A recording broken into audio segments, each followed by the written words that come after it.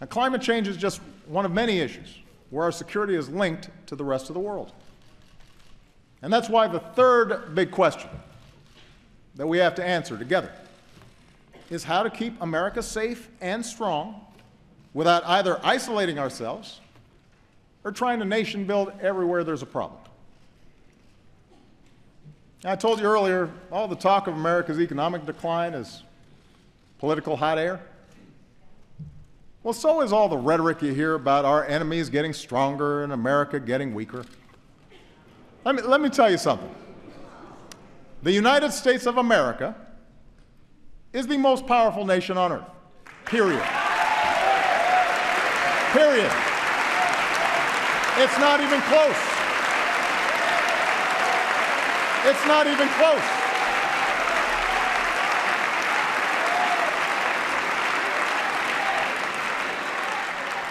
It's not even close.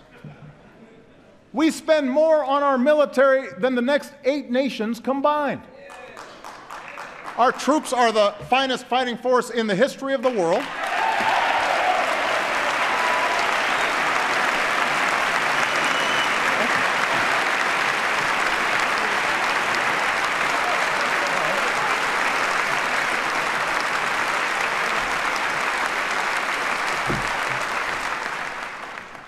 No nation attacks us directly or our allies because they know that's the path to ruin. Surveys show our standing around the world is higher than when I was elected to this office, and when it comes to every important international issue. People of the world do not look to Beijing or Moscow to lead, they call us.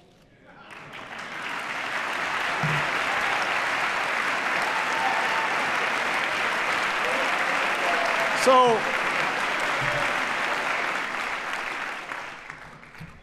I think it's useful to level set here. Because when we don't make good decisions. Now, as someone who begins every day with an intelligence briefing, I know this is a dangerous time. But that's not primarily because of some looming superpower out there, and it's certainly not because of diminished American strength. In today's world, we're threatened less by evil empires and more by failing states. The Middle East is going through a transformation that will play out for a generation, rooted in conflicts that date back millennia. Economic headwinds are blowing in from a Chinese economy that is in significant transition. Even as their economy severely contracts, Russia is pouring resources in to prop up Ukraine and Syria, client states that they saw slipping away from their orbit. And the international system we built after World War II is now struggling to keep pace with this new reality. It's up to us, the United States of America, to help remake that system. And to do that well, it means that we've got to set priorities. Priority number 1 is protecting the American people and going after terrorist networks.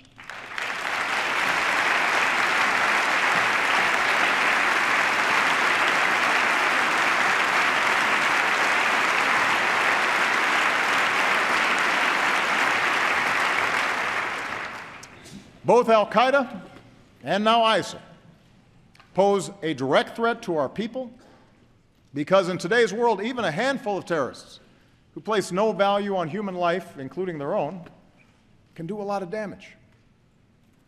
They use the internet to poison the minds of individuals inside our country. Their actions undermine and destabilize our allies. We have to take them out.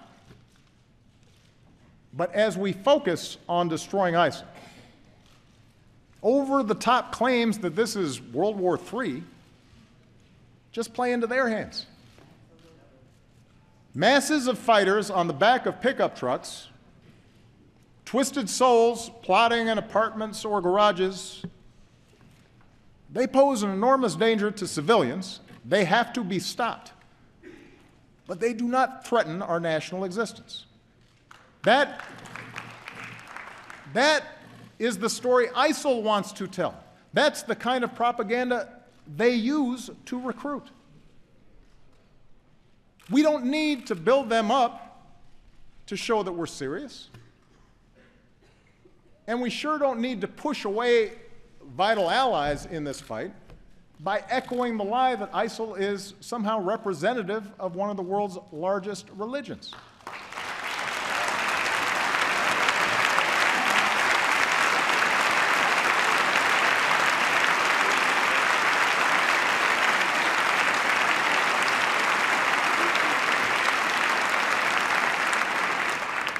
We just need to call them what they are, killers and fanatics who have to be rooted out, hunted down, and destroyed.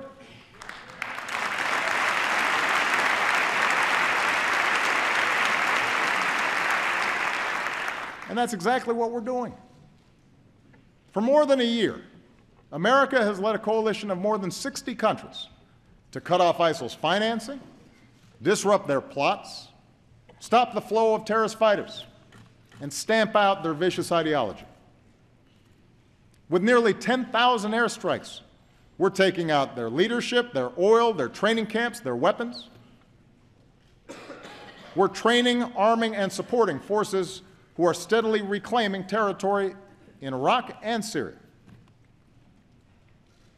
If this Congress is serious about winning this war and wants to send a message to our troops and the world, authorize the use of military force against ISIL. Take a vote.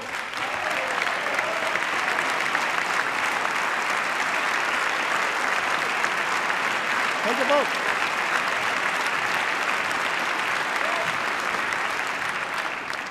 But the American people should know that with or without congressional action, ISIL will learn the same lessons as terrorists before them.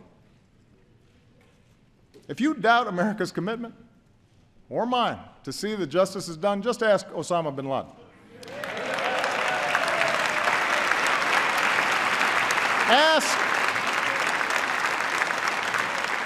Ask the leader of al-Qaeda in Yemen, who was taken out last year, or the perpetrator of the Benghazi attacks, who sits in a prison cell. When you come after Americans, we go after you. And it may take time, but we have long memories, and our reach has no limits.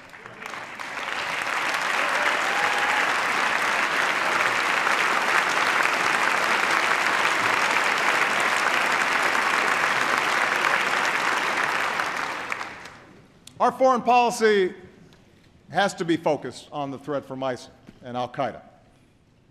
But it can't stop there. For even without ISIL,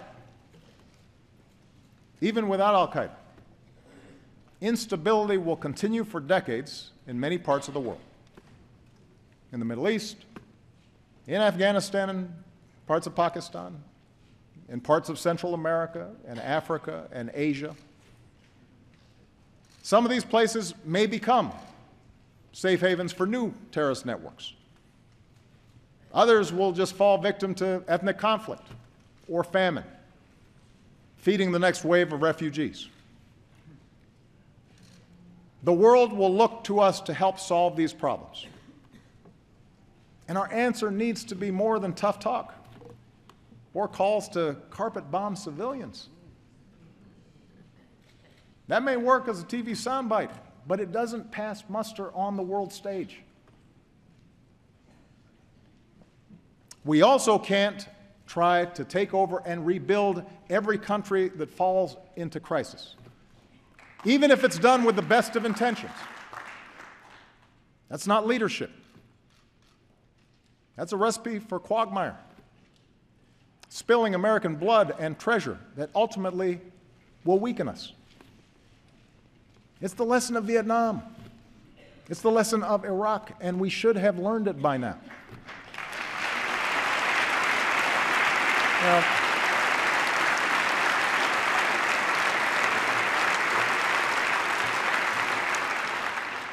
fortunately, there is a smarter approach. a patient and disciplined strategy that uses every element of our national power. It says America will always act, alone if necessary, to protect our people and our allies. But on issues of global concern, we will mobilize the world to work with us and make sure other countries pull their own weight. That's our approach to conflicts like Syria, where we're partnering with local forces and leading international efforts to help that broken society pursue a lasting peace. That's why we built a global coalition with sanctions and principled diplomacy to prevent a nuclear-armed Iran. And as we speak, Iran has rolled back its nuclear program, shipped out its uranium stockpile, and the world has avoided another war.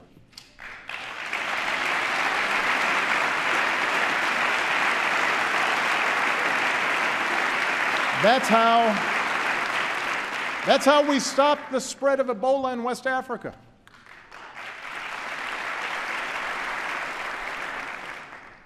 Our military, our doctors, our development workers, they were heroic. They set up the platform that then allowed other countries to join in behind us and stamp out that epidemic.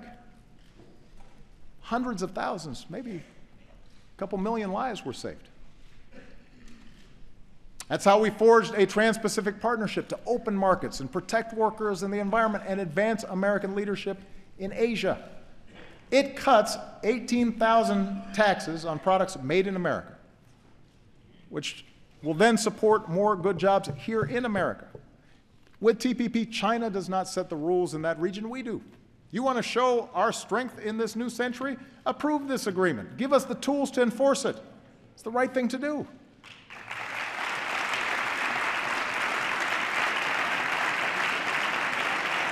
Let me give you another example. 50 years of isolating Cuba had failed to promote democracy. It set us back in Latin America. That's why we restored diplomatic relations, opened the door to travel and commerce, positioned ourselves to improve the lives of the Cuban people.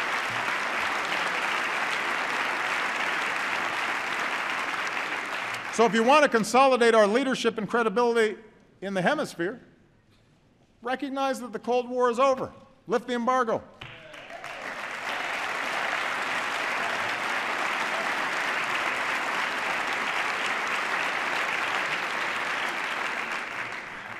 The point is, American leadership in the 21st century is not a choice between ignoring the rest of the world, except when we kill terrorists, or occupying and rebuilding whatever society is unraveling. Leadership means a wise application of military power and rallying the world behind causes that are right. It means seeing our foreign assistance as a part of our national security, not something separate, not charity. When we lead nearly 200 nations to the most ambitious agreement in history to fight climate change, yes, that helps vulnerable countries, but it also protects our kids. When we help Ukraine defend its democracy, or Colombia resolve a decades-long war, that strengthens the international order we depend on. When we help African countries feed their people and care for the sick, it's the right thing to do, and it prevents the next pandemic from reaching our shores. You know, right now we're on track to end the scourge of HIV/AIDS. That's within our grasp. And we have the chance to accomplish the same thing with malaria, something I'll be pushing this Congress to fund this year.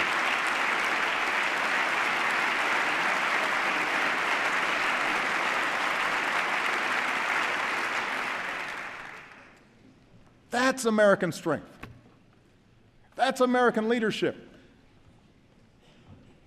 And that kind of leadership depends on the power of our example. That's why I will keep working to shut down the prison at Guantanamo. It is expensive, it is unnecessary, and it only serves as a recruitment brochure for our enemies. There's a better way.